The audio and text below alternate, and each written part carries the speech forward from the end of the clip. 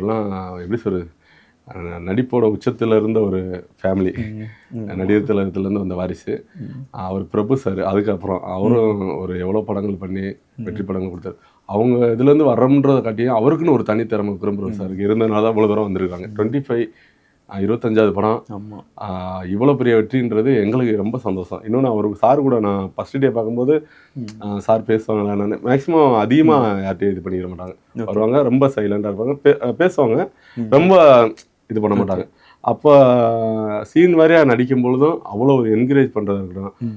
அந்த பஸ்ஸில் வந்து ஓடி வர சீன் பார்த்துருப்பீங்க. அக்யூஸ்ட் மிஸ் ஆகிட்டு வரப்போ வந்துட்டு தலையில் வச்சு கை வச்சு அழுகும்போது கீழே உட்காந்துட்டேன். அந்த ஃபீல் பண்ணி அழுதுட்டு சூப்பர்னு சொல்லி அவ்வளோ கை கொடுத்தாங்க. சூப்பர், நல்லா பண்ணுறேன் அப்படின்னாங்க.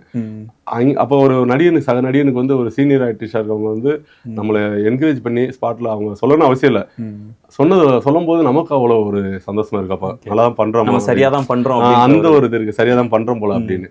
அது வந்து சார்கிட்ட வந்து எனக்கு ரொம்ப பிடிச்சிச்சு. சார் சொல்லணும்னு அவசியம் இல்லை, சொல்லும் போது நமக்கு இன்னும் கொஞ்சம் பூஸ்டாக இருந்துச்சு.